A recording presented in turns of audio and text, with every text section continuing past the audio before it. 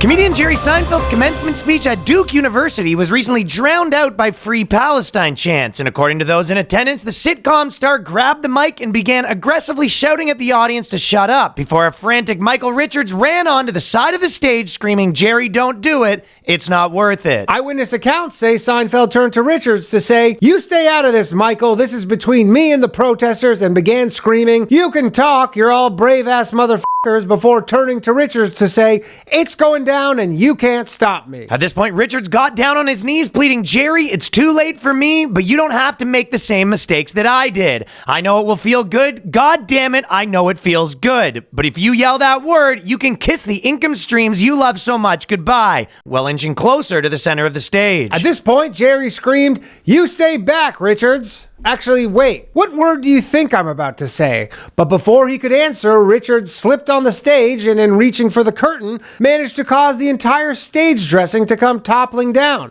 And as the crowd erupted in laughter, Seinfeld grabbed the mic and finished his set by saying, "Ouch, that's gotta hurt."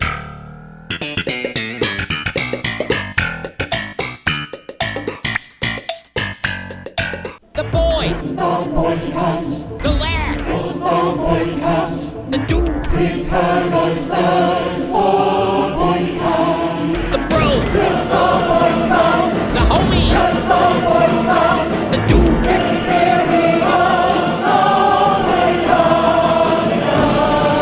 BOYSCAST! The BOYSCAST. We are talking about the anxious generation. This is a big episode for us. And how is the voice doing right now? So I can speak. In December, I lost my voice entirely. I couldn't speak at all. It was extremely frightening, and that was around when you reached out to me, and then I found this whole world of people like you who've been through this. It's a nightmare. It is, because you never think about losing your voice. You know, we can all understand breaking our leg or getting Alzheimer's, but you never think about losing your voice. And then, it's like I would have to do things on the phone, and people couldn't hear me. It was like, you realize just how cut off you are if you don't have a voice. So anyway, long story short, I lost my voice, went to an amazing doctor. He ended up injecting first saline solution into my vocal cords because the problem was they weren't closing.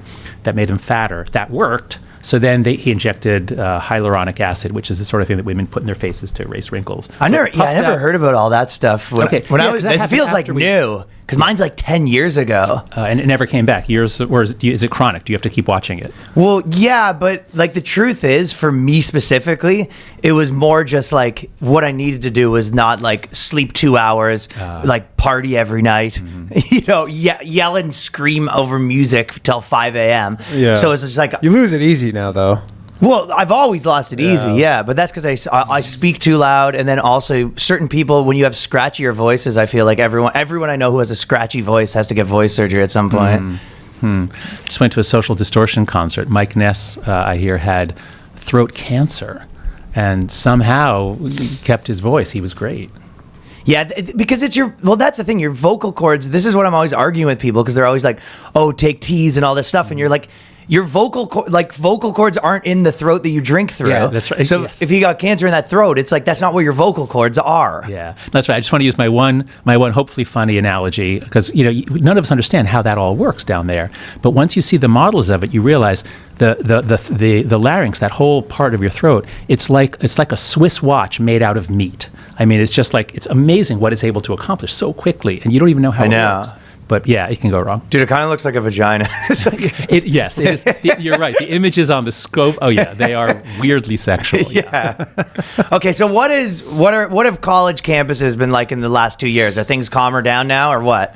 Well, so I've been in this game since 2015 when Greg Lukianoff and I wrote an article in The Atlantic called "The Coddling the American Mind." And that was right at the start of students having a new kind of activism, very aggressive, very demanding that other people not say things, not write things, not come to campus because it'll harm us, it'll be violent. So it was a very new way of thinking in 2015. Around that time, coincidentally, I co-founded Heterodox Academy, an organization now of 6,000 professors who think that we actually need viewpoint diversity in universities. We need to be able to speak freely. We need to be able to challenge each other. every year since then, things have gotten worse on campus. Every year. There's never been a turnaround. I kept waiting for the pendulum to swing. I kept waiting for some college presidents to find some spine and say, you know what? We have an academic mission here and we're going to do it. And so every year's gotten worse and worse since 2015. Until 2023, there was some turnaround.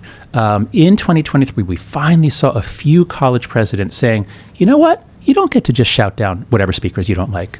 There will be consequences. And that didn't happen hardly at all from 2015 to 2023. So what are the consequences? Oh, that you might actually get a slap on the wrist, and it might even be a hard slap on the wrist. I don't know if anyone's been actually expelled. We can just walk around bullying everyone. I need to read up on what the consequences were, whether there were, but at least, like at Stanford, they shouted down a conservative judge at the law school, and a member of the staff who was, I think, in the DEI department, she was there with a speech prepared supporting the students and shouting down this federal judge. So it's an incredibly shameful thing to happen at an elite law school. But the dean of the law school and the dean of the law school actually wrote a beautiful letter saying, no, this is wrong. I don't remember if there were consequences, but at least she said it was wrong. That's progress. So things were beginning to get better, and then October 7th happens and just unleashes the furies. And my own building, so the encampment stuff at NYU it's actually at my own building at NYU Stern. It's in the courtyard where you live, where I work. Yeah. Okay. Yeah. So I have to go through extra security to get into my building now. There's plywood fencing all around It feels like you're just wading through protests. Are you like? Do they know you? And they're like, they kind of know that you're kind of like. No. So fortunately, I was away in the UK when they were encamped. And then our president, like many presidents, they tried to deal with them, tried to negotiate. But this is one of those examples. You don't get to shut down the university. You don't get to stop people from going to class. You don't get to shut down graduation and ruin it for everyone just because you want to politically protest. By all means, protest, hold up signs, make your arguments. But once you get into intimidation, and Jewish students, I hear Jewish students all around the country are really feeling intimidated on campus. Of course, most of the protests are peaceful, but if you're walking by a protest with a yarmulke, you don't care if most of it is peaceful. You care if 100% of it is. And so harassment, occasional physical violence against Jews. Anyway, I'd prefer not to get too deeply into this. How does that square up with the idea that, because, the kind of premise of your new book is that things are kind of almost too safe in real life. Mm-hmm. And then not safe enough on the internet, especially for kids, right? Well, that's right. So it's like when you're saying 100% safe.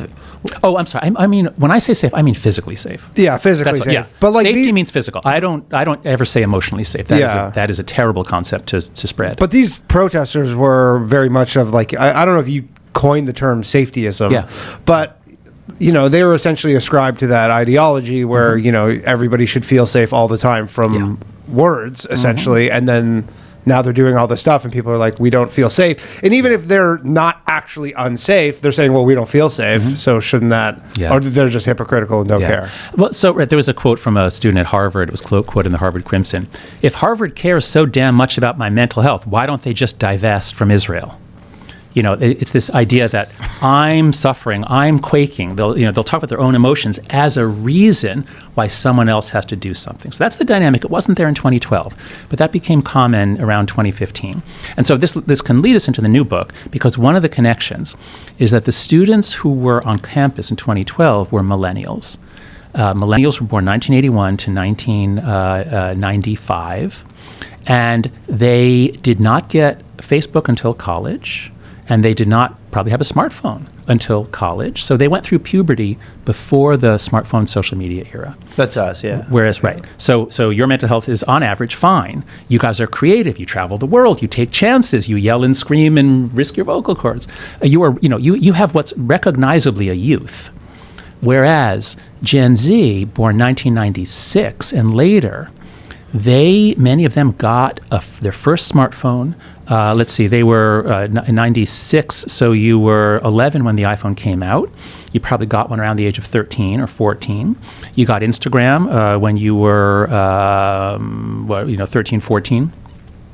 And you went through puberty on social media. And that's why I believe we can get into the mechanisms. Yeah. That's the dividing line. If you went through puberty on smartphones and social media instead of yelling and screaming and running around with your friends, you have much worse mental health on average. Yeah, one of the scariest things is when I see people with kids right now and all the kids are on iPads because it clearly works. Yeah. Like that seems like pacifies an them. amazing solution. Yeah. You're like, No, your that's kid's right. freaking out and I have like Xanax would do the same thing. Right, yeah, of course. Yeah. But like I have, it seems, obviously not as extreme as that, but like my niece or whatever, when she was younger, they're like, she's having tons of energy, freaking out, and you need her to be calm, and you just go, here's an iPad. And so it seems like such a good short-term solution, but then obviously you got to pay the piper at some point. That's right. So there's two reasons that, what I'm arguing in the book is that we have an epidemic of mental illness, which was caused by the loss of the play-based childhood, which is what humans have always had because all mammals have to play, replaced by the phone-based childhood, which is you grow up largely with a phone in your hand, largely on screens, always thinking about the virtual world, not the people near you. And so that's, in a nutshell, that's what I argue in the book. And the reason why we let this happen is two things. One is, as you said, we give the kid the iPad and they're happy and they're calm and our life is easier and I can do my email, I can talk with my friends, I can cook, do whatever it is. So we adults found there were huge benefits to us personally from giving the kid a screen. And the other thing is, back in 2012, which is the turning point, back in 2012, most of us were techno-optimists. We looked around the world. We saw, because most of us. I mean, you're maybe too. Well, do you remember your first encounter with the internet when you first saw a web browser? Facebook came out when we were in college. Yeah, Okay, I remember. I'm saying like 1996, I remember 97, 98. specifically. Do you It was like that? 95, probably like 94, 95. The first we had, browsers. Yep. Alta Vista. Yeah. Like, ICQ. Oh, I don't know that. But okay. ICQ, I don't even think at that point. It was, what is it? I had a MSN Pentium 486 that my mom got, which was like the craziest computer at the time. Okay. Yeah. Okay. Right. But so you guys, you were kids when web browsers came out. And maybe you didn't have the experience that older people had, which is, in myths, there's the possibility of omniscience and, God will grant you omniscience. Well, your first exposure to Alta Vista or whatever web browser is, wait, you mean I just type in something and I get the answer within 1 second? Like anything?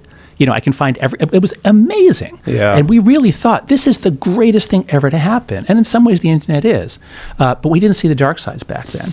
It was magical. And so the older millennials, what year were you guys born? 85, 83. What, 85? Yeah. 83. And 83. Okay, you're older millennial, you're sort of mid-millennial.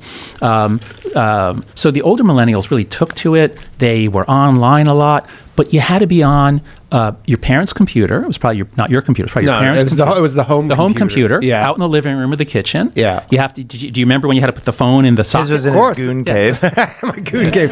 No, I remember the dial up, and if it was. And then your mother you says, can't "I need use the phone. I need Get the off- phone. get off the computer." Yeah, get off the computer. Yeah. And also, it wasn't, even though you had everything, or I wouldn't say everything available to you, but you had this new world. It was still so slow. Yeah. Like I remember the first time that they introduced cable internet.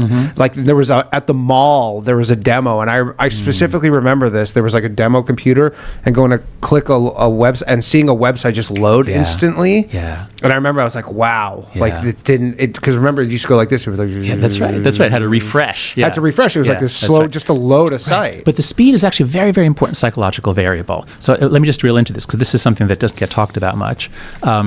So in behaviorism, in the school of psychology where they studied, in the 20s and 30s, B.F. Skinner, how do you train an animal to do tricks? How do you train a person? And what was discovered was that you can get whatever behavior you want if you give the animal small, tiny little rewards very quickly. If you give them a large reward at a delay of 5 or 10 seconds, you don't get very much.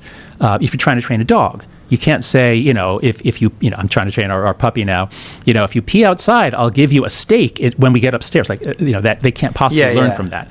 But if it's, just a few seconds, then you get learning. And if it's a tenth of a second, you get a lot more. Yeah. And so slow internet was not so addictive.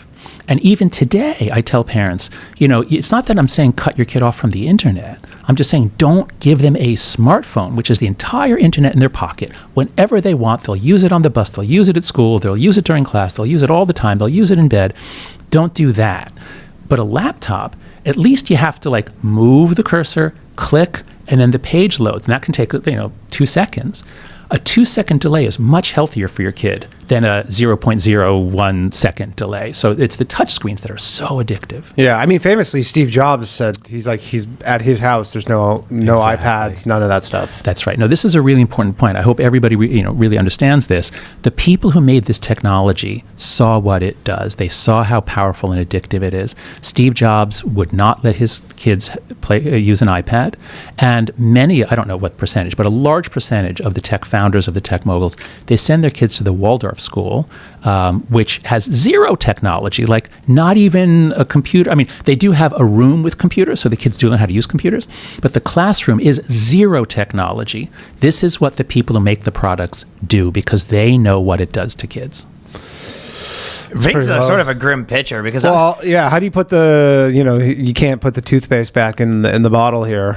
Well, so if our kids' lives, if you're, do you guys have kids? No. I'm assuming not because you're still in your young, wild, and crazy age. No kids. When you have kids, if someone says, "Here's some toothpaste. If you don't put it back in the tube, I'm going to kill your kids." What would you do? Yeah, you put it back. I think you'd find a way to put it back. Sure. Is it the law? Because when you described it being like a slot machine, and you're like the people at Facebook basically use the psychology the same way as a slot machine, like you just said, and it was kind of like, and then like the proposals, there's kind of, it's supposed to be 13, but they don't enforce it at all.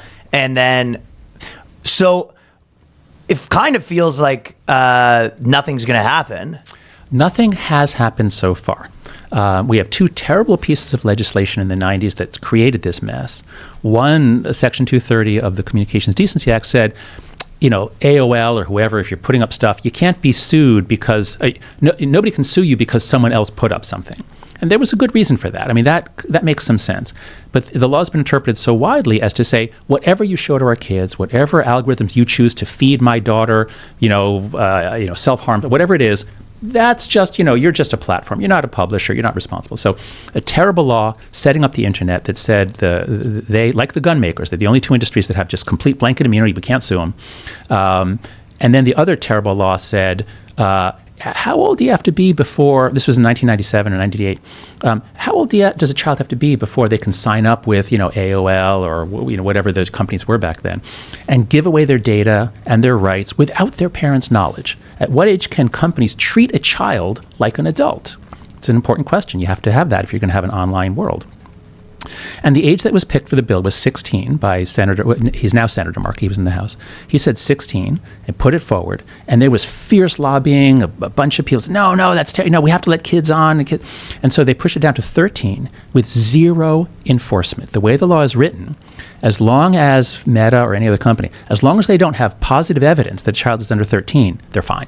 They're fine. So they're incentivized to not know how old our kids are. They don't want to. Of course, they know everything about us, but they can claim that they don't know. And that's why we now have, in the UK and the US, it's around a quarter of kids have a smartphone, their own smartphone now, and a lot of them have TikTok. By 9 or 10, many of the girls have Instagram, because the platforms, even though they know how old these kids are, they're in a collective action trap. If Meta were to enforce its age limit, all the kids would just go to TikTok. So they're in a race to the bottom of the age spectrum. So anyway, I'm sorry. This was all. Is it because the lobby is so strong that? Because I know if you think about it, like in terms of like tobacco or things like that, is the reason it's just like there's not like a will to do anything about it, or is it straight up that these are like powerful companies that you're not going to beat them? Yeah, no, I think it's not quite either of those.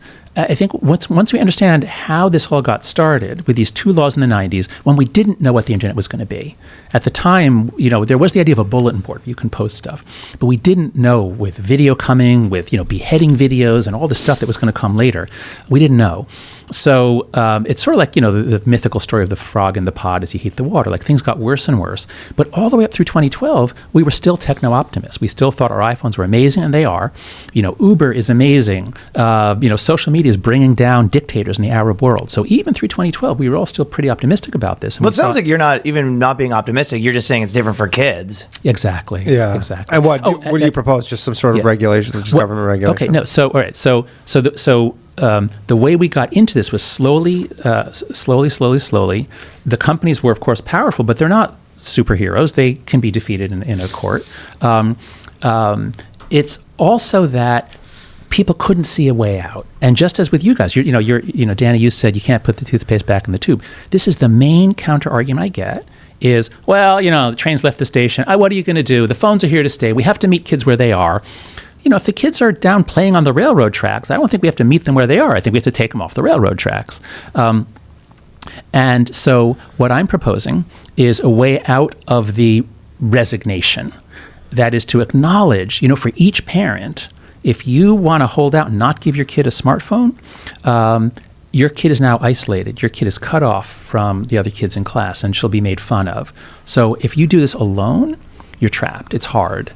And some parents do. Yeah. But that was like when I was a kid with TV. There was always like a couple kids in your class who, you'd be talking about whatever TV, and they're like, I don't have TV. Yeah. And it is kind of isolating. It's like that. But I don't think they turned out powerful. poorly. Right, that's right. But it's 100 Some times of more them powerful weird. now. So, yeah, well, they were weird at the time, no question. But I'm saying in the long run, I don't know if it was necessarily bad. That's right. No, well, a little bit of TV is fine. But those who, whenever you look at kids in technology use, the heavy users, the ones who are using anything 3, 4, 5 hours a day, you do find worse outcomes compared to the ones who are light users. So it probably did matter. But social media is so much more powerful because it's not just that you don't know what videos to talk about the next day in class. It's that people are actually talking to each other and you're not there, so they're talking about you. Yeah. So anyway, the point is, it's a collective action trap. It's a collective action problem. And people haven't been able to solve that on their own. And what I'm proposing is 4 norms, even if we never get help from Congress. If a bunch of families just enact 4 norms, we can break the back of this problem. We can get us most of the way out. And they're very simple. 1 is no smartphones before high school. We've just got to clear it out of the lives of middle school kids. Give them a flip phone. I'm not saying they can't text each other. I'm saying they can't have the internet in their pocket 24 hours a day, or they will be on the internet all the time. So no smartphones before high school. Clear it out of middle school.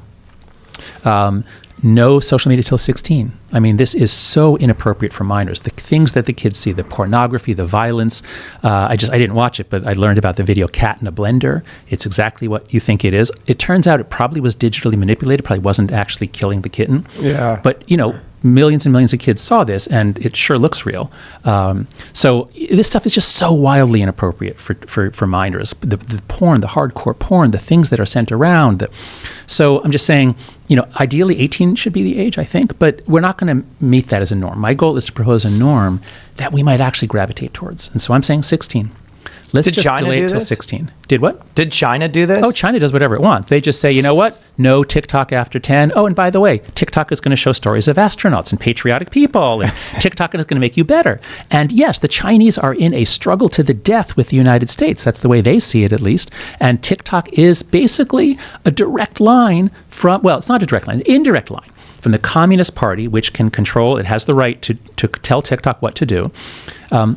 So I think at very least they're pretty happy with what TikTok is doing to degrade the character, lives, and mental health of American children. So yeah, it's a complete disaster. And so, it's bad enough for anyone to be on that at 18, but why should our 9, 10, 11-year-olds be socialized by TikTok? So no social media till 16. The third norm is phone-free schools, and this is just a no-brainer. When I was a kid, class was sometimes boring, but if they said, you know what? You can bring in your television, your record player, your walkie-talkies, bring in a harmonica, bring in, whatever you want, have it on your desk, use it during class. Like, that would be completely insane. We couldn't learn anything. But when kids have smartphones, even if they're supposed to be in their pockets, that's what happens, because the rule at most schools is you have to hide your phone beneath the table or in a book if you want to be on it during class. We're not going to allow you to use it visibly. Mm-hmm. So it's insane what we're doing to education. And test scores are going down, not just in the US, but around the world since 2012. So anyway, phone-free schools. Then the fourth norm is far more independence, free play, and responsibility in the real world. Because if we've got to reduce screen time for kids by 80, 90%. We've got to get them not being manipulated by companies all day long. But we're not just going to take that away. We're going to give them back a real childhood. Like, I imagine when you guys were kids, you spent a lot of time playing with your friends, right? Mm-hmm. Isn't that what you did after school for the most part and on weekends? Yeah, getting in trouble. Yeah, that's right. Kids don't have the right to do that anymore. They can't get in trouble. They can't do anything. They have to always be supervised. Give them a lot more freedom. Let them get into some trouble. Give them errands to do in the real world. Send your kids out to get groceries. Give them money and go get pizza together. Whatever it is, they have to get away from you. you can't be there all the time, or they won't learn to be independent, self-supervising kids. Fellas, some of you have seen us rocking these toothpicks over the last little bit and heard us talking about them. Well, now we're telling you what it is. This is Zippix Toothpicks, and this episode is brought to you by Zippix Nicotine Toothpicks. Zippix brings you a totally satisfying, convenient, and great-tasting way to curb your nicotine cravings. Now, you can get nicotine fix anywhere, anytime, without having to rely on smoking or vaping. Zippix Toothpicks give you an easier, better, and more discreet way to get your fix. They're available in 6 great long-lasting flavors, and they have options in 2 milligram and 3 milligrams of nicotine. Zippix are perfect for flights, sporting events, restaurants, literally anywhere else that smoking and vaping are banned. They're also one of the most cost-effective nicotine products on the market. So, also, this one you probably saw me doing, but this also, they have caffeine and B12 infused toothpicks. So if you're not a nicotine habit, or you're just trying to get away from using it in general, or on top of that, if you're looking for some energy and you don't want to have a coffee, Zippix, me and DP have both been on these. Zippix has already helped tens of thousands of customers get their nicotine fix without needing to inhale smoke or vape oils. Make your lungs happy with Zippix nicotine-infused toothpicks. So ditch the cigarettes, ditch the vape, get some nicotine-infused toothpicks at zippixtoothpicks.com today. Get 10% off your first order by using the code BOYSCAST at checkout. Your lungs will be glad that you did. That is zippixtoothpicks.com for 10% off your first order. Must be 21 or older, and warning, nicotine is an addictive chemical. Zip more, smoke less with Zippix nicotine toothpicks. I want to talk to you about Mando whole body deodorant, because Mando is clinically proven to control odor for 72 hours. 72 hours, fellas. Do I need 72 hours of odor control? Not usually. Lamborghinis can go 220 miles per hour. Is that necessary? No. But it's a nice feature, and sometimes you may need it. Especially, how many times you maybe don't stay at your own house, you go out, for brunch that morning. There could be a million reasons. In the morning with a special lady. In your case, a very special lady. Very special lady, and you don't want to stink. I like knowing that Mando is working hard to lock down BO no matter what you're doing. So I use Mando's body wash, solid stick, cleaning bar, invisible cream. They got you covered, whatever you need, head to toes for up to 3 days. Mando is basically the Lamborghini of deodorant, but a lot more affordable. So you're buying deodorant anyway, you're buying body wash. Why not go with the one that's going to last longer and keep you covered? They got whole body deodorant, seriously safe to use on your body, pits, packages, belly buttons, butt cracks if you want, anywhere you can go. Stomach folds in Danny's case, and your feet. Created by a doctor who saw firsthand how BO was misdiagnosed and mistreated. So Mando's whole body deodorant is powerful enough for the toughest body odor, but gentle enough to put anywhere, including the family jewels. Aluminum-free, baking soda-free, cruelty-free, dye-free, and vegan. Mando's starter pack is perfect for new customers. So this comes with solid stick deodorant, cream tube deodorant, 2 free products of your choice, like a mini body wash and deodorant wipes, and free shipping. Luckily at the BOYSCAST, we have a discount code to get you hooked on your new favorite smelling whole body deodorant on the market. New customers get $5 off a starter pack with our exclusive code. That equates to over 40% off your starter pack. You use the code BOYSCAST at shopmando.com. That is shopmando.com. Shopmando.com for $5 off the starter pack with this exclusive code. Dude, I thought that one of the coolest things was, if you look at the differences between how it's affecting guys and girls, because you always hear people sort of saying things have gotten more feminine a little bit, right? And then you sort of had this stats where it was if you look at a study, guys from now at 20 or whatever have the same answers as women from 10 years ago. That's right. So it's empirically true. That's right. So that was one of the most shocking findings. The book goes into great detail on why social media is worse for girls and why boys are getting lured into video games, porn, other things that damage them in very different ways from the girls. So the boy's story, the girl's story is very different. But one thing that's happening to both of them, both sexes, is they're getting pushed more towards the feminine kind of psychopathology from the past. So before 2012, it's always been the case that girls and women have more of what we call internalizing disorders. So negative emotions turned inwards, you suffer. That's anxiety and depression. So rates of anxiety, depression have always been higher among girls and women than among boys and men. That's true for, as long as we know. Boys suffer more from externalizing disorders. They make other people miserable. They have more drug addiction, violence, risk taking.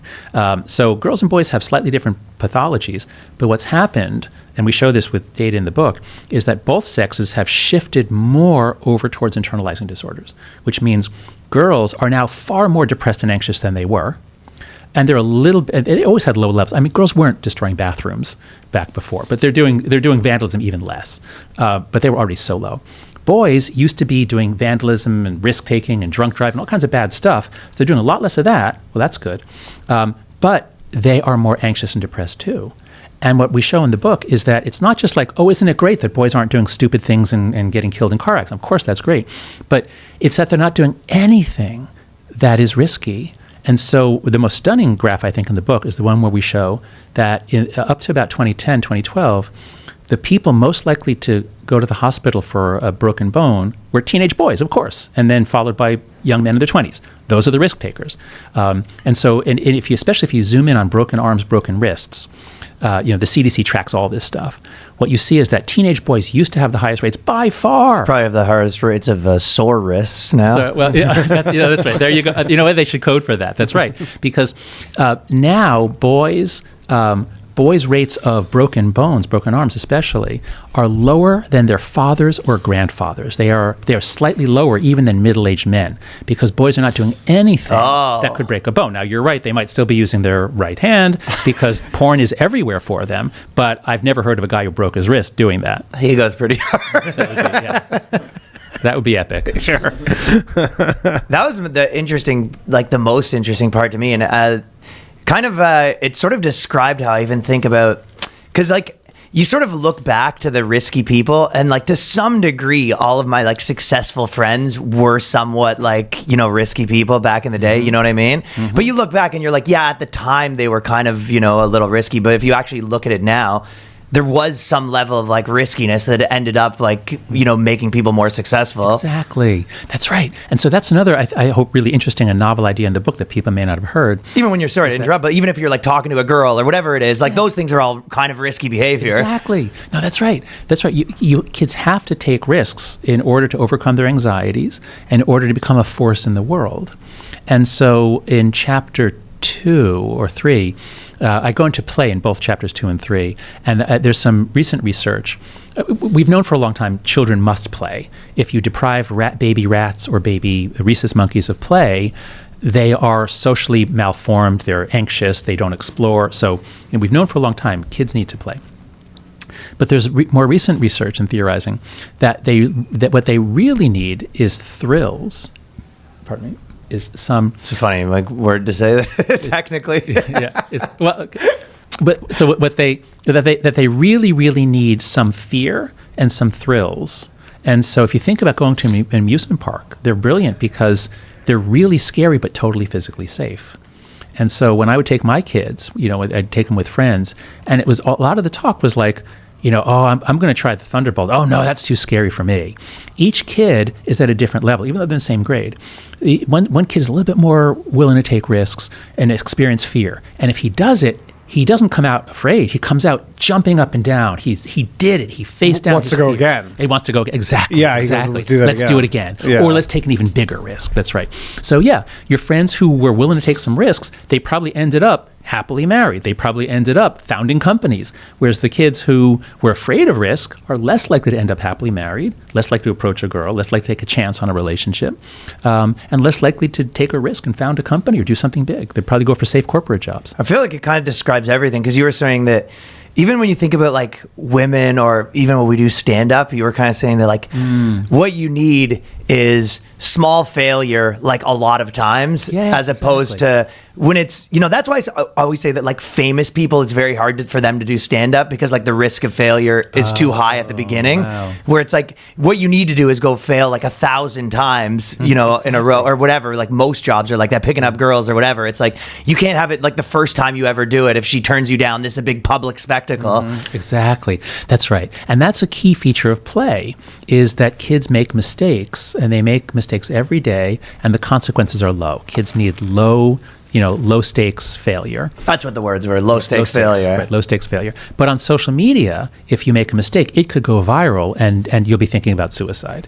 If everyone's laughing at you, if everyone is mocking you, it's paralyzing. It's horrifying for anyone, especially for children. Has it got specific? Because I know it's probably only been 3 years on Instagram where like things can just randomly go viral, maybe like 5 years for TikTok, where like you can just, a regular person with 5 followers could post something and get 10 million views. Is it worse in that time period? Oh, yes. So the mental illness keeps going up and up. Occasionally there are plateaus, but there's not been any reversal that I've seen. It's never come down since it began rising around 2013 in the US, and around then also in all the English-speaking countries and in Northern Europe. That's where we have data. So it's happening worldwide. And just wait, one more point on the...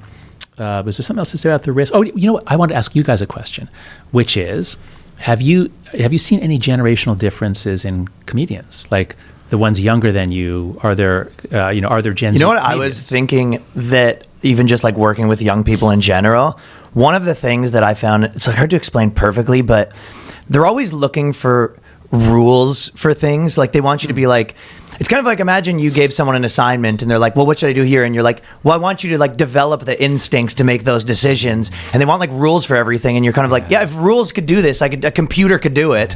Like, so it's like they're like, I feel like a lot of times young people don't want to develop the instincts. I guess you could say that in stand-up too. Like instead of being like, yeah, there is no perfect answer for this, you want to have the right instincts to make the right choices and the right, whether that be like the same way you'd play a sport. And I feel like everyone wants like rules for things, They want like a set of, you just give me like a system, and you're just like, because the world's sort of set up like that more for young people. But I noticed that more for young people. And I'm like, I can't give you rules. If I could write a code and tell you the exact rules, then a computer could do this job. That's right. So part of that might be the educational system. It might be that there's ever more structured assignments. I don't know that for sure. But this is what you said. It's something I've heard a lot from employers. I work in a business school. I'm at NYU Stern. So I talk to people in business a lot. And I always ask them, how are your Gen Z employees doing? How's it going? We have this generational change. And of course, every generation complains about the one behind. Gen X and baby boomers like me, I'm end of the baby boom. We complained about millennials that, you expected snacks at work. Oh, So, but that's speaking your language. Kids these days. Yeah, kids. That's right. So kids these days, that's always been there. That's been there for hundreds of years. So that's normal. But what's happening now is people are saying, my Gen Z employees, it's like they won't do anything on their own. Like they need guidance. They want to clear exactly what you said. So I'm hearing this also from many employers. So again, this is not Gen Z's fault. Nothing here should be like mocking kids. My basic argument is we deprived them of what they most needed, which was free play. We said you can't take any risks and grow. We said to the boys, here you can be on video games all the time. You don't have to toughen up or learn to be independent. And then this same poor generation, then they get hit with COVID as they're either going through college or entering the job market. And of course they were given smartphones and social media in puberty. So none of this is to put any blame on them. It's more to say we didn't let them grow up. And as a result, when they're employed or when they go on stage or they're different. So Gen Z, the oldest, are now 28. Can I ask a devil's advocate question? Sure, those are great. Because there's also another part of it where you're kind of like, okay, obviously there is a bit of it where sort of I'm like, the game's the game in terms of, okay, so you're like, hey, let's not have these kids grow up on the internet. But it's like, well, their life is going to be that. So a lot of times the one positive thing I'll see versus like, let's say someone that's 20 right now versus someone our age. Someone our age, I feel like will have like everyone mad at them on the internet, and it's like feels way more real to them. Whereas them, I know there is a lot of younger people. They're like, yeah, this is just the internet. Like it kind of, they're more, when you saying the small risky things, they've also had that their whole life. So they're used to like, sometimes everyone's going to be mad at you. But I don't know. So that's a really important open psychological question. Is if in the physical world, if you get scratched up, you don't fear scratches as much. If you're exposed to physical threats, you don't fear them as much. You overcome them. You get toughened because we're anti-fragile. But it isn't clear to me that works for social shaming. And when I give talks to high school students or college students, I ask, if you get publicly shamed on the internet, if everyone's laughing at you and making fun of you, does that make you afterwards? Does that make you more gun shy? Does that make you like more afraid, like walking on eggshells and when he's so careful? Or does that make you like, I don't care. I've been Maybe through it's it just a 100 few times. people come out the other end better, but most Maybe. people Most- just Yeah, shut down. most Exactly. people Most aren't people shut designed down. for that kind of life. of just- That's right. You're probably right. Because our anti-fragility it doesn't work for shaming. Being publicly shamed doesn't make you immune to public shame. It actually makes you more sensitive to it. So it's a different psychological mechanism. Yeah, and public shaming, I guess, used to be like a very, valid tool for a self kind of governing little. It used to be all we had. right? Other than killing people, yeah. Other than killing people, but if you live in some little village Yeah. or whatever, like So that was kind of one of the good points. You were like, the two things are socializing within a society. It's like there's one, you want to kind of figure out the norms, and then two, figure out like what it looks like being great, you know. And then you're just like, so for people that are young, you're like, what it looks like being great for a lot of girls specifically. You're like someone that's on the internet and famous for doing nothing or showing her tits, and then what it looks like being normal is like you yell at everybody. Yeah, that's right. That's right. So there's a critical period for cultural learning, and researchers have studied why is it that human childhood has this long, slow period? Because we grow fast until around the age of 5 or 6, and we slow down for a number of years. Freud called it the latency period, when suddenly boys and girls won't play with each other. They're very separate. But what they're doing is they're learning how to be a boy in my culture, how to be a girl in my culture, how to be a man and a woman, I should say. And so they're doing very gender segregated things. This is traditionally in most societies, and it still is true even, no matter how much we try to push boys and girls together, at that age, 8, 9, 10, they prefer to play with their own sex. And then as they hit puberty, now in most traditional cultures, elders are helping them make the transition from child to adult. And it's not the parents. This is very important. It's never the parents whose job to socialize the kid. There's always, for a girl, it's going to be an older woman, trusted by the family. For a boy, it's going to be an older man. Often boys are done together as a group of initiates who go through hardships together, kind of like fraternity hazing. But the point is, the previous generation, or the older generation, they're the ones who decide what experiences the kids are going to have in order to become good members of the society. But what we've done is we've said, we're not going to do that. We're too busy. We don't know what we'd say. Oh, and you know what? Here, just be on TikTok all day long, where random weirdos on the internet who are selected by algorithms for their extremity are going to be the ones in your feed. And then that's what will appear normal, and not just normal, but prestigious. Because what do you want? You want to be an influencer too. You want to have as many followers as you can. That's what you're judged on. So, once we understand human development, it's completely insane what we're doing to kids. I always like when you kind of mention like the actual stats in that department, because it's so easy. People, they'll just say things. They'll be like, well, yeah, for like minorities, for example, you're very secluded, and it's better for you to be able to find people for your community. And you're like, well, except the stats don't show that. It says they're getting more depressed. Exactly. That's right. So one of the arguments I always hear is, well, but social media is so great for marginalized kids, LGBTQ, they can find people, they're not so isolated, especially if they don't live in a major city. And my answer is twofold. One, well, that was true about the internet. Like the internet did that. In the 90s, it was a godsend for LGBTQ kids. Like, yes, you could find all these groups of interest. You could find information. Glory hole chat rooms. So there were those. That's right. But my point is, social media is not the same as the internet. And when you look at the experience of LGBTQ kids on social media, they're even more likely to say that they would be better off without it. They get more trashed, more shredded. They have more problems. Yeah. So don't accept. And these. they get probably put into like bad like you get put into bad like rabbit holes that make you more depressed too. Yeah, and there's no gamification of the internet, really. Like the internet wasn't gamified in the sense that social media is, where you're trying to like win. That's right. The incentive structure of social media is very, very specific and very, very much like gambling. Yeah. It really is, as I said in the book, some of the techniques used in the gambling industry, because of course slot machines are extremely carefully designed to hook people. And so some of the techniques, especially, when you pull refresh, it down. Yeah, literally the refresh. Exactly. It looks just like a slot machine. That's right. I feel like all this stuff affects adults too as much as kids, Well, yes and no. It definitely affects us all. Well, some of it. Yeah. Okay, the reason why it's different is because if you got all the stuff when you were done with puberty, it can still make you miserable, but it's not going to go back and change your brain wiring the same way as if the day you start puberty, let's imagine an 11-year-old girl, 12-year-old girl, she's already got a smartphone for a couple of years. She opens an Instagram account at 11 or 12.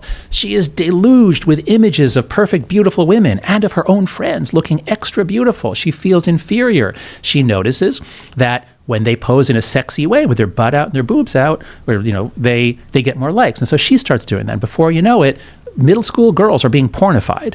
Now, if this is their sexual development and the boys' sexual development is violent porn or just, hardcore sex and choking and anal sex and all that stuff, like, how are boys and girls going to get together and have satisfied, like, this is going to be terrible. And it is terrible. They're not dating as much. It's going to be very hard for them to connect in a way, hard to fall in love, hard to get married. And then on top of that, you were kind of like the idea that, and I feel this, but it's just like whatever, every once in a while you're checking it, but that can be every 5 minutes. And then you're just like, if you look at all of that, you go, this person hasn't concentrated on one thing for more than 4 minutes ever. That's right. He's like, that can't be good for you. It definitely makes it more difficult to concentrate. Yeah. Especially for us, like it's a tool for our work essentially. And sometimes, I'll find myself going to check something like, I have a message that I need to respond to. And then I'm 20 minutes into just... That's right. But it's the collective bargaining thing that you sort of said, because we have a body that has a bar that I guess you weren't there. I went to in Austin, and it was like, you're not allowed to have your phones, right? Oh, wow. That's great. It's great, except for the rest of the world's still on their phones. So everyone's like, why aren't you messaging me? Someone's trying to meet up with you. So it's like everyone in the world. It's kind of like why COVID was good a little bit, where for people that like work too much, you're like, well, and everyone kind of. Right. It was a shared experience when we all had a little more time at first. That's right. For a week, yeah. So let me put the word presence in here. Are you fully present? And so in the 60s, the big thing was, be here now was the motto, like the psychedelic age. And there was a lot of interest in Buddhism and Hinduism and meditation. And, ancient wisdom, my first book was called The Happiness Hypothesis. It's about ancient wisdom. And the ancients in many societies tell us, sit still, calm your mind. Your mind is just a tornado of garbage and stuff swirling around. Focus, meditate, and then your heart will open to God, to the universe, to other people. And so this has been good advice for thousands and thousands of years. And in the 60s and 70s, a lot of people tried to do that more. That was sort of like what the counterculture was try to be more present. But once we get not just the internet and computers, but especially smartphones and social media, once we get notifications, so the original smartphone was an amazing Swiss Army knife, 2007. But in 2008, you get the App Store. 2009, I think it is, you get push notifications. And now you have thousands of companies trying to get your attention all the time. So human consciousness changes in the early 2010s, and it becomes much, much harder to ever be present for more than 30 seconds. There's a beautiful phrase from Sherry Turkle, a professor at MIT. I quote it twice in the book, I think. She says, because of our technology, because of our devices, we are forever elsewhere. We are not with the people in the room. We're with other people in the virtual world. Yeah. Even the whatever experiment you're talking about where they were trying to level out the IQs or whatever with the buzzing in the ear, or whatever, something like that. And I do sometimes think about that. Even just like you turn your your ringer off, and then you just feel buzz. And then like the phantom. Yeah, the phantom buzzing. I get that too. The phantom buzzing or whatever. And then you're like, what was the thing though? Say it. I can't specifically. So it was a story. It was not an experiment. It was a short story by Kurt Vonnegut. Kurt Vonnegut, right. Called Harrison Bergeron, and it's actually, you guys would love it. It's a sort of a parody of sort of progressivism taken to the extreme, where in the future, like 100 years from now, the United States has passed constitutional amendments 234, 235, and 236 say that everyone is equal, like actually equal. Like the government's job is to make sure that everyone is actually equal. So if you are a good dancer, well, you have to wear weights on your feet because you shouldn't be better than anyone else.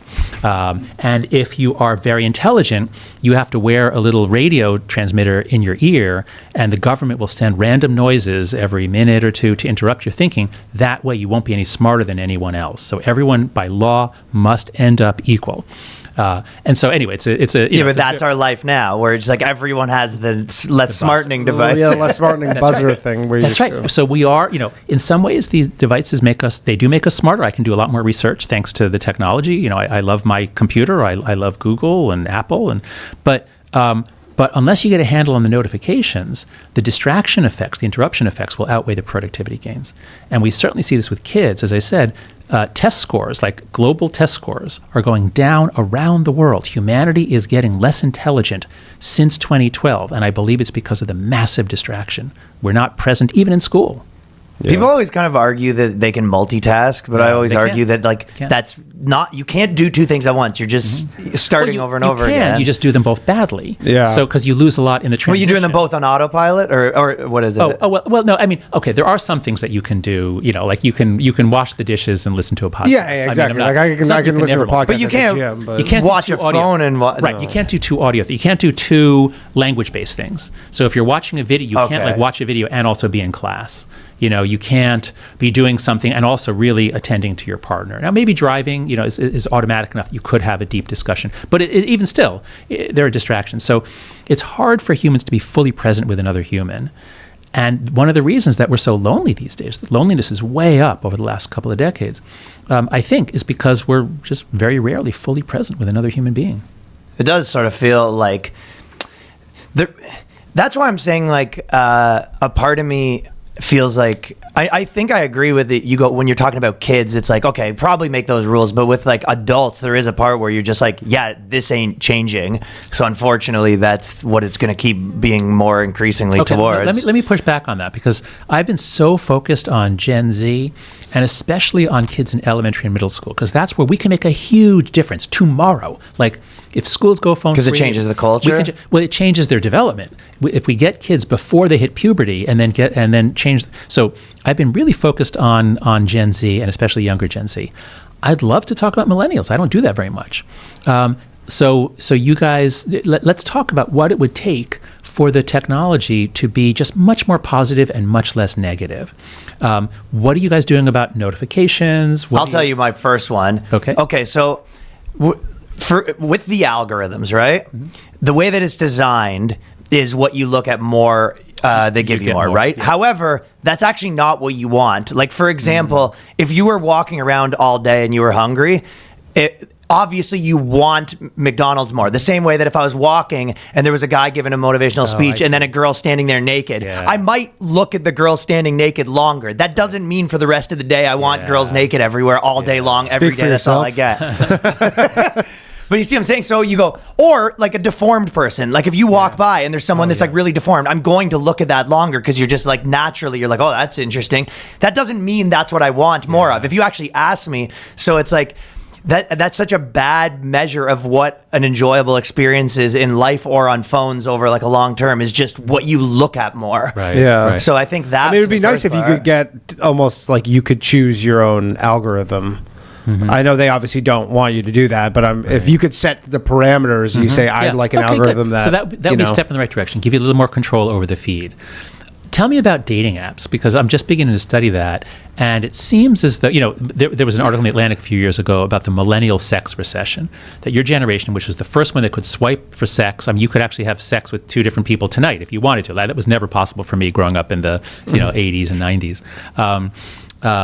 Do the dating apps, the swipe-based dating apps, do they improve sex and do they improve love? Do you think people in your generation, do they help you find love? Danny had when that first stuff came out, Danny had a hack. Yeah, there was an app. Bonfire. Bonfire. So I got out of a relationship, and then literally the next week Tinder came out.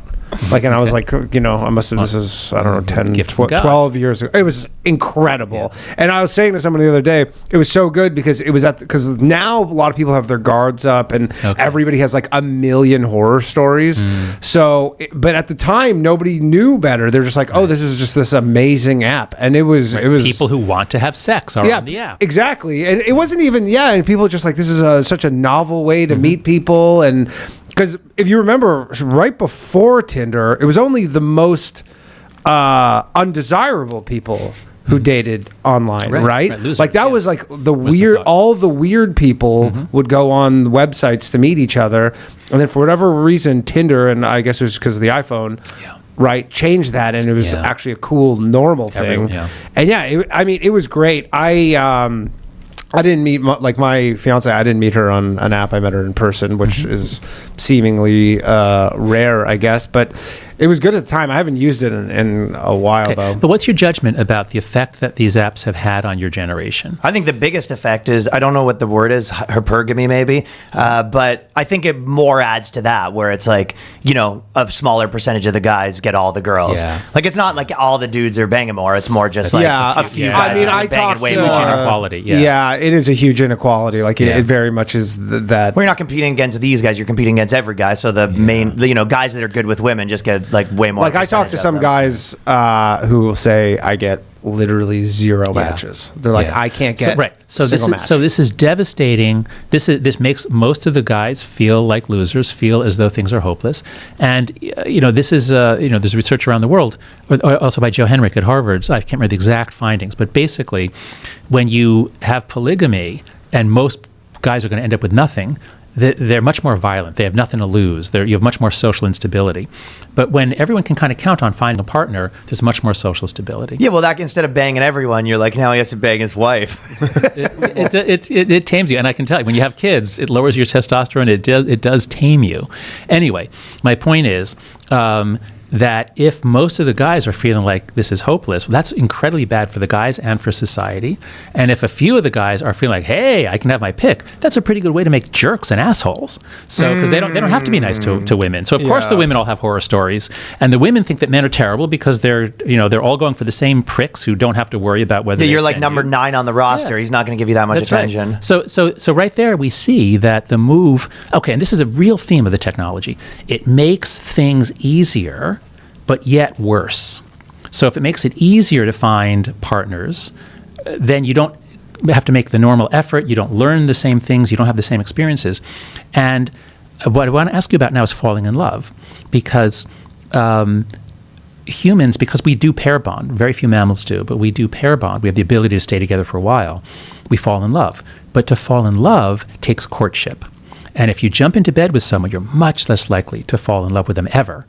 Then if you meet and you make eye contact, and there's that kind of like burning, exciting, like, wait, wow, we just, made eye contact. And then you talk, and then you express a little interest, but not too much. Then the next day whatever. But if it plays out over time, then you fall madly in love.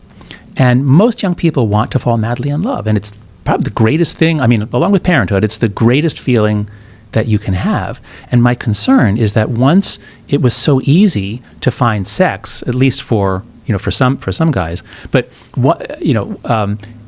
once you often have sex quickly before drawing it out, you're cutting off the ability of your generation to fall in love. That's my hypothesis. What do you think? I think potentially, I don't know enough, but of people maybe who are in that generation in terms of their dating habits, but I think it's possible. There's always been talk of guys who are like really good with women and who get tons of women, probably have like a harder time making like actual long-term connections. Yes. There's probably a positive and negative to everything. Some of it is that, you kind of don't have women on such a pedestal. So you're like, this is just a person. And, there's some degree of like, oh, this person's so special, where it's like guys that have been with, the same way that some people have had a lot of jobs or had a lot of money. Money's not important to them. Right. So I think it's more, there is just that where it's like, there's an abundance instead of a scarcity mindset about it, which there's positives and negatives to that. There's probably like a success connotation that comes to that way of thinking, but there's also maybe like a less happiness, which it sounds like. But you probably say that about all things that, like you said, there are probably a lot of tools that make you very successful, but that doesn't necessarily add to your like necessarily value or happiness of your life, maybe. Yeah, right. Yeah, I wonder how it plays out in smaller towns and stuff too. Like, because if you ever go to smaller towns, I remember like you go on the road and you're in some small town doing comedy, and you go on Tinder, like when I was single, and there's 8 people. Yeah, you know what I mean? Like holding fish. They're all holding fish and skidoo jackets and stuff or whatever. But like but in New York City, like I didn't really date here ever. But you hear horror stories of people who are like, you just like people are not even that they want to, they're like, you have to be talking to 10 people at one time. That's right. Like it's just to. That's right. So there's research by the professor long ago. She was at the University of North Carolina, Carol Rusbolt. remember she gave it. I was a professor at the University of Virginia for 17 years, and she gave a talk on her work. And I remember she talked about how there's research showing the more options you have, the harder it is to commit. The more marriages are unstable. And so if you're in a small town and there aren't a lot of options, you might fall in love with someone, and then you're likely to stay with them. But if you're in a big city, it's guaranteed that the person you're with is not the best person in the city. I mean, the odds that you met the very so there's always somebody. It's like the big menu. It's like you get the decision fatigue from a giant menu because you go, guaranteed I'm not ordering the best thing here. It does remind me of the food thing. Yeah. You're like, it might be better to have like more options, but it's actually better to have 2 options to choose Absolutely. from. That's right. Yeah. Or, maybe 3 or 4, but a small number, single digits probably. It depends on the domain. But that's the point. Is basically backing up what you guys just said, that if you're in a big city and you have these dating apps, so it looks like there are just so many people around, it's harder to fall in love. And if you do fall in love, it's going to be much easier to fall out of love or cheat on the person or whatever. But the research in positive psychology is very clear. The 2 big things that really help happiness are religion and marriage. People who are bound in, they're locked in, they're tied into a community, are happier and less likely to kill themselves than people who are free, single, you can do whatever you want.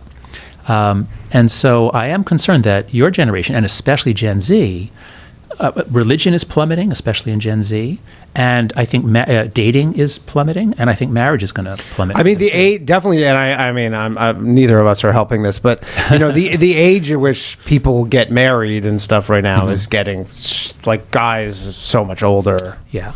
Now, in part, that's just a historical progression. So there is an historical progression which is normal, which is just that childhood is getting lengthened.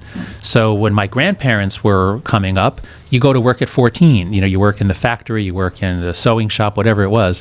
And then when my parents, they were born in the 20s and 30s, when they were getting married, it was normal to get married when for a woman when you're 18 was perfectly normal. But certainly when you graduate from college at 21, you should get married then. Like that's the age to get married. So we're lengthening childhood, and that's not bad if it's just that you get to marriage later. But if it's that you're not getting to marriage at all, then we're missing out on a huge benefit to society, to neighborhoods, to stability. Yeah, and I mean, I guess if you are dating, then it could easily just extend that whole period too, because you're like, well, who knows who's next, and you just keep kind of yeah.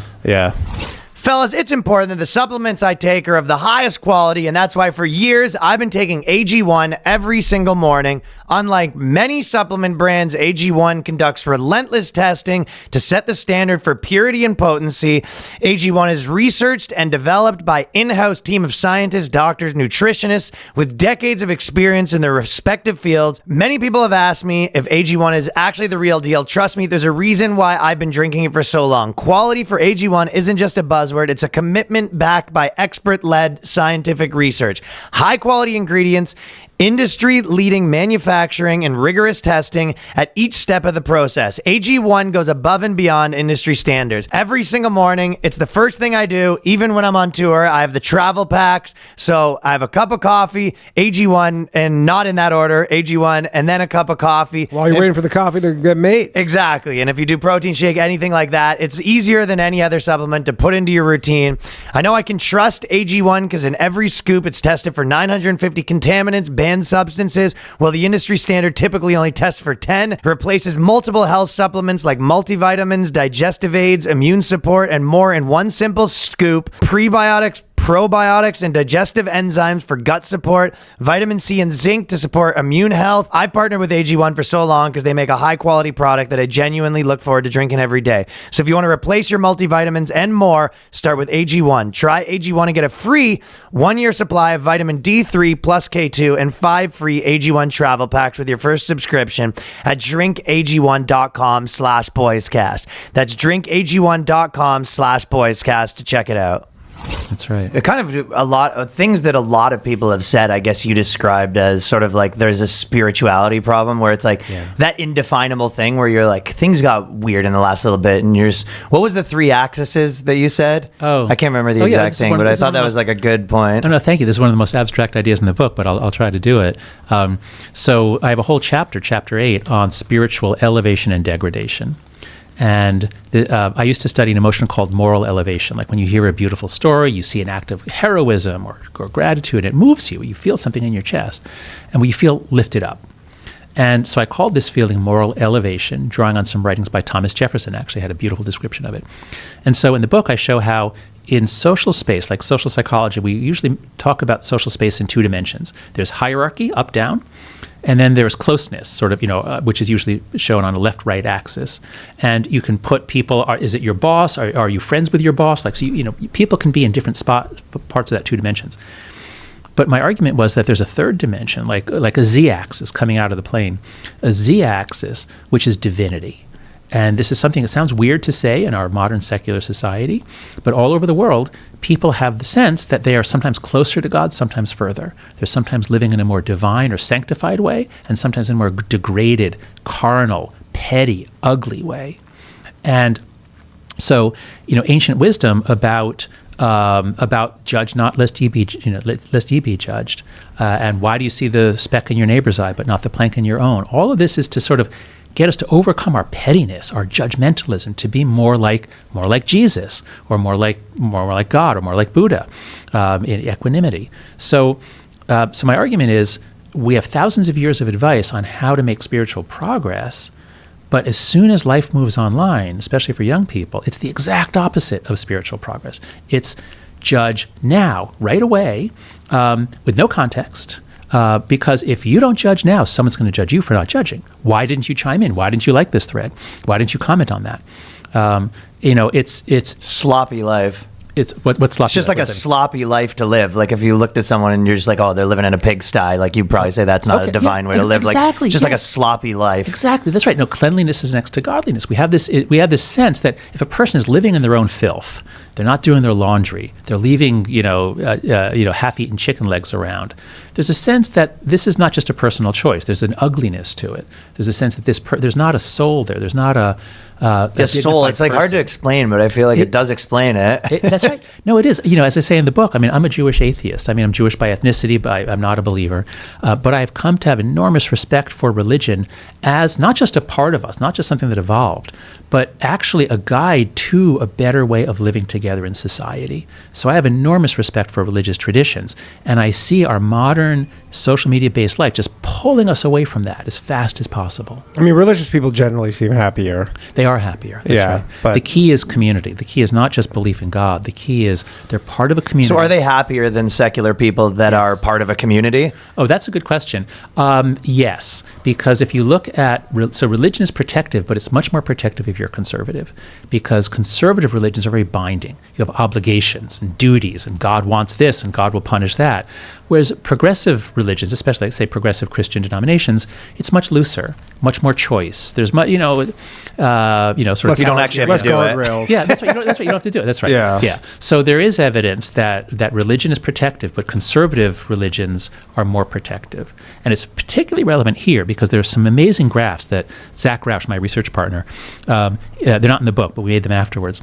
When you trace out who got washed away in 2013, which kids got washed away into depression and anxiety, it's the girls more than the boys. That's very clear, but it's also the left more than the right. So high school kids, there is a survey that asks high school seniors, are you liberal or conservative?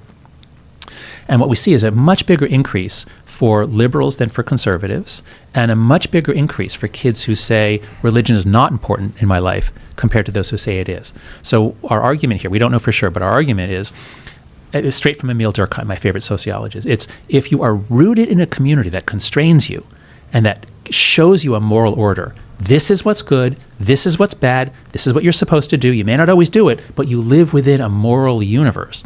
It's sort of like a game that's winnable, maybe? Okay, there you go.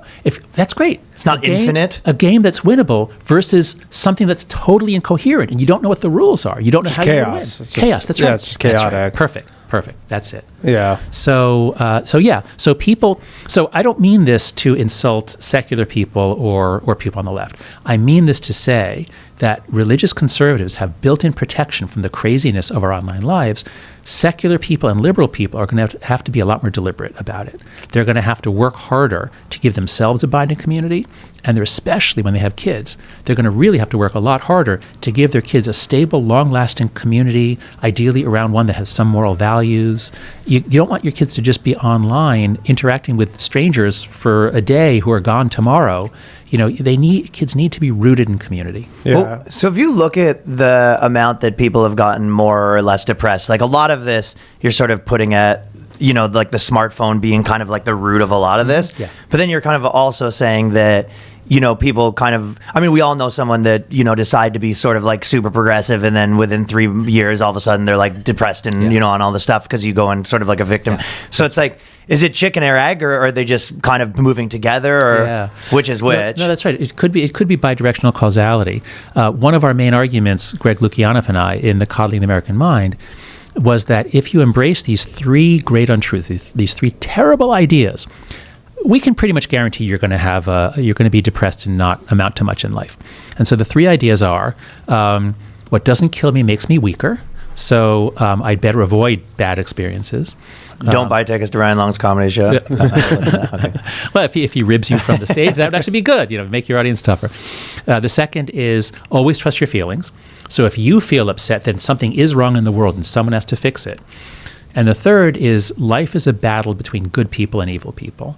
And you look out at the world, you see oppressors and victims everywhere. So if you believe all 3 of those things, you are very likely to be depressed, anxious, and you think the world is terrible. And so yes, you know, the sort of the left that came in around 2015, these ideas about microaggressions and safe spaces, all that stuff. Greg and I, that was Greg's initial insight, is that students who believe this stuff, they're believing the cognitive distortions that you're supposed to overcome with cognitive behavioral therapy. So yes, I do think that if you're in that culture that believes those things, the political culture, it will make you more depressed and disempowered. And then conversely, if you are a person, suppose you show up at college and you're more anxious, whereas your roommate is more happy-go-lucky, positive, sociable. And now you both hear a lecture on how everything is oppression, everything is terrible, everything is, you know, good versus evil, everything's threatening. Your roommate's going to be like, well, that doesn't resonate with me. And you'd be like, what? Yeah, that helps explain why I'm so anxious. So I think it is probable that there is bidirectional causality here. That was the best. My favorite stuff is probably always like the differences between men and women, because I'm kind of like obsessed with that stuff. Mm-hmm. So I don't know if that was cool to me that you like it's all these things that I kind of would think, but you had data for it. But basically, depression was what's the right word for it? It spreads among women. Like if women are there, contagious. It's contagious. That was the right word. Yeah, but with guys, it's not contagious. And I've always kind of thought that, like if I'm around a bunch of girls that are depressed, like it doesn't affect me. Yeah. But that's crazy. So depression spreads among girls like a wildfire. And if you're around guys who are depressed, generally you just don't really want to hang out with them anymore. Why is women that? Might be a little more empathetic and That's right. a little tolerant more. So one of the master variables, this probably come up on the podcast before. Do you know Simon Baron-Cohen and his work on autism? I know Sacha. It's Sacha Baron-Cohen's it's related? They're cousin or uncle. Yeah. They are related. They're related. Yeah. So Simon Baron-Cohen is a brilliant psychologist in the UK. At Cambridge, who's the world's expert on autism, and his finding over many decades is that so we all start off as girls in utero. I don't, but well, you did. No, until you're. Nah, you got the wrong guy. Pause. Okay. At any rate, in utero, if you have a Y chromosome, you get a little pulse of testosterone that starts the ball rolling on making you a boy, and that changes not just your body; it changes some things in your brain. And what Baron-Cohen found, I forget how much he talks about prenatal, but basically, by the time kids are born, boys are a little higher, boys are going to be higher on systemizing, lower on empathizing, which is the definition of autism. His research on autism is on how autistic people have strengths. So being a high systemizer, like being able to understand grids of numbers and subway maps, this is a strength. And people who are autistic are extra high on that. And being empathetic, being able to feel what someone's feeling, being able to know from what someone said what a third person must be feeling. That's also a skill. And on average, girls are higher on empathizing, boys are higher on systemizing. So anyway, I'm sorry, to sort of bring this all together, boys are basically a little bit more autistic than girls are. They're just a little shifted over on the spectrum. And so when a group of girls, when one is depressed, girls are they're more empathetic, they feel it more, they're more open, they want to know who's feeling what, whereas guys are more like, oh, let's go, build this thing or knock this thing down together, or let's go do sports together. They're not like, let's sit and talk for hours and hours. Yeah.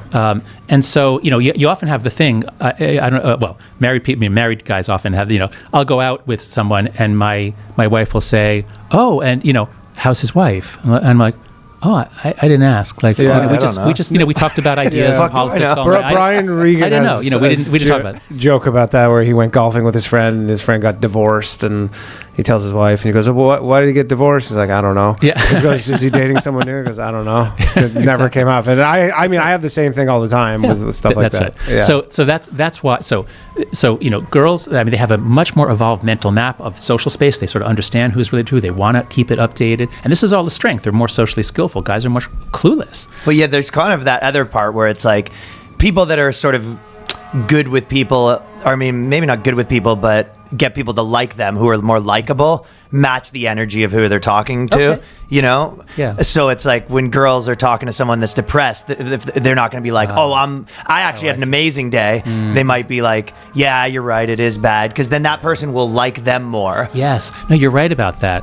I gave a talk in Australia just before COVID, and a 16-year-old girl came up to me and said, thank you for this talk. Wild as fucking scene out there.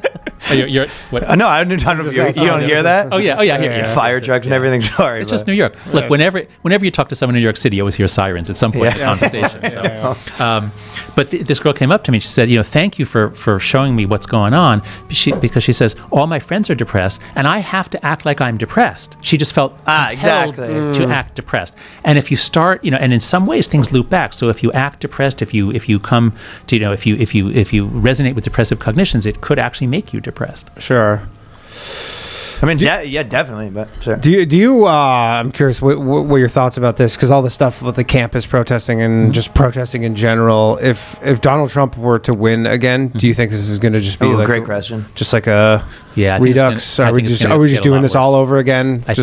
I'm afraid so. Yeah. I mean, look, nobody knows. Nobody can predict the future. But you kind of did. I guess so. Okay. I mean, listening, coddling American Mind, it's like, it kind of did. Pretty predictive. Yeah. No, I mean, Greg and I were trying to offer universities advice about what not to do, not a roadmap for how to keep doing it. That sucks. But I co-founded Heterodox Academy in 2015 while Obama was president, and Obama himself had speeches where he said, we should have some viewpoint diversity. Kids shouldn't be caught. Like, Obama was great on these issues. And then when Donald Trump and I was always a Democrat. I was always on the left, but sort of center left. And it was a little hazardous to start an organization saying, we need more conservatives and libertarians in the professoriate. That almost has to come from that, though, for anyone to care, right? Well, that's right, because conservatives have been saying it for decades. Yeah, they think it, yeah. So it was a little risky for me to co-found this, and some people were suspicious of us, like, oh, are you just a front for the conservatives? Are you, some right-wing thing? Like, who funds you? And then the day Donald Trump got elected, my life got so much harder, because all of a sudden, especially the center-left people who were like, before they were like, yes, I love the academy, I agree, we need viewpoint diversity, we need to be challenged. All of a sudden it's like, we're at war, we're being attacked, everything is racist, it's fascist, and anybody who is criticizing the left is on the right. And that is great untruth number 3, right there. Life is a battle between good people and evil people, and all of a sudden, I was an evil person because I was not on board on the team. Yeah, just because you're like, there's some things are fine. Like, just for you to say, oh, one of his policies is fine. I wouldn't dare say that. Or whatever. I'm just saying, you're right. That's right. You're right. That's right. So at a university, of all places, we should have nuance. We should be able to say, let's evaluate Donald Trump's economic policies. And even if you think he was bad, you should be able to say, well, this one actually worked. Like, you should be able to say that. Sure. But if your career depends on it, if you're going to be ostracized and called a fascist, well, then you're not going to say it. So anyway, my point is just that there was like like a phase change. It was like, like a red alert went off when Donald Trump was elected the first time, and the academic world got insane. And we really went much more insane during the Trump administration. And then, of course, that overlapped with COVID. And so, yes, I am very afraid that the progress I mentioned before, how in 2013 it felt like things are turning around. Feels like it's swinging back. All the DEI stuff, conversations they're that's having. Right. You can talk about DEI now in a more open and honest way, which was very hard to do before. Especially in a college campus. Yeah. So it does feel like things are opening a little bit. Like we've gone through the worst of it. The fever has broken. Actually, that was the title of one of my essays for Heterodox Academy. The fever has broken. I think that's true. But if Donald Trump wins the election, the fever will be right back, I fear. That sucks. Yeah. Well, yeah, so I know he's got to go, but you had a heart out. But the one thing, I have one more if you have anything. But one more thing I feel like I wanted to, thought would be good to get your opinion on. Because it was interesting that you talked a lot about, with girls, the big problem is, posting too many photos of you and bad body image that's and one getting of the shamed. many, but that's one of the big ones. Yeah. But with guys, the big question is like porn and gaming. But it seemed like when you did the research on gaming, it like wasn't that conclusive that it's just completely bad for you. And I feel like this is one of the biggest, like most contested arguments. Like someone will say gaming's bad for you, and people like kind of explode on them, and then the best. Right. Yeah. So what is the actual final? No, so let me share with you. So because gaming is often held up as a moral panic that was groundless. And that, I think, is because the focus was on violent video games and first-person shooter games where you're going around with a gun. And there was the common sense view was this has to be bad for boys. This is going to make them violent. And that's not true. Playing violent video games does not make you violent. Okay, so that was a moral panic over violent video games. But within the data, what I found by going back and looking at the studies, trying to make sense of it, is the boys who were spending 5-6 hours a day were doing a lot worse than the ones who weren't. So heavy use is, of course, going to have consequences. So that was true even before the modern era and the multiplayer video games. Now, since high-speed internet, since 2009, 2010, whenever the multiplayer games became really popular, they're much more exciting, much more immersive. They're much better at keeping you on forever. And so video games are now playing a role in boys' lives. Oh, and they're much more, they can give you quick hits of dopamine, much better than like when I was a kid, you played Pong, and it was exciting, but I scored a point. Yeah. I scored a point. Like, it wasn't like, boom, my brain is, lit up with dopamine. So what I concluded in the book, what Zach and I concluded was, we don't want to say to parents, don't let your kids play video games. We don't want to say that. That would not be justified. But what we do want to say is, if you let them play every day, 5 to 12% of them are going to get addicted. It's called problematic use. So, very few parents would ever let their kids do something that had that higher risk level. So I think parents should be very careful about letting their boys play video games every day. 2 or 3 hours a day on the weekends, I think, is probably fine. And that way they're still part of the group. They know what's going on. So that would be my advice. I don't know as much about video games as I do about social media. But you're right. I can't say, social media, I think, is just horrible for kids. What do you do phone-wise to follow your own advice? As like an expert about this, what do you do? Do you have your phone all the time? Do you put it away? Well, I'm very different in that I'm kind of a workaholic and I'm always at my computer. So I have 2 different computers at home, depending if I want to be on the sofa or my desk. I'm always at a computer. If you're writing, do you turn messaging off? Oh, yeah, that's right. So so just 2 years ago, after reading Cal Newport, this wonderful book, Deep Work, I realized I'm constantly getting interrupted. So on my computers, I don't know if I get a text. On my phone, I do. So for me, my iPhone is still just a tool. My iPhone is not my master because I'm not on social media other than a little bit on Twitter. And whenever I post something on Twitter, yes, I go back 2 minutes later and 10 minutes later and 20 minutes. I can't help it. I go back and I check. Yeah. So I hate it, and I try to. I have to use it for work. It has a lot of advantages to it. I mean, there's many good things about Twitter as well. So for adults to use these tools to use these things as tools to advance their goals is fine. I have no objection to that. But for these tools to then use children to sell to advertisers, I have very strong objections to that. So me personally, I have no problems with my phone. My phone it's a tool. It's a Swiss Army knife. I actually keep it with me in bed at night because I often listen to audiobooks to help me go back to sleep or go to sleep. So I have no addiction problems with my phone at all. But with my kids, I wish I'd been a little stricter. I didn't let them on social media. My daughter is 14. She wants Snapchat. I'm not letting her have that. No social media till 16 was the rule in my house. But I wish I'd been a little stricter on saying, when you're in the apartment, the phone has to be on the counter. You don't have your phone in the apartment. You can do everything on your computer. You can text your friends on your computer.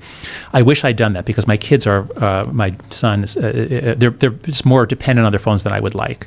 I can't say for sure that it's bad for them, but it's this uneasy feeling that most parents have, that there's something bad about them spending so much time hunched over a phone. Hell yeah. Yep. Okay, well, that's awesome. The book is I was going to look at it. Hold that up. Here you go. The Anxious Generation. Generation by Jonathan Haidt. Anxious Generation, another hit. Yeah, thanks for coming by, man. Thank you. My pleasure, guys. And I hope listeners and viewers will go to anxiousgeneration.com, where we have a lot of resources, a lot of information about the book, and also subscribe to my Substack, afterbabble.com. That's where we put out all kinds of essays, research, follow-ups to the book. And you support the bad voice community. Oh, yes, that's right. There is hope. There are great medical treatments, and you can join the fraternity of people who have learned what it's like to be without a voice. Thanks, brother. Thank you. Thank you, guys. Great fun.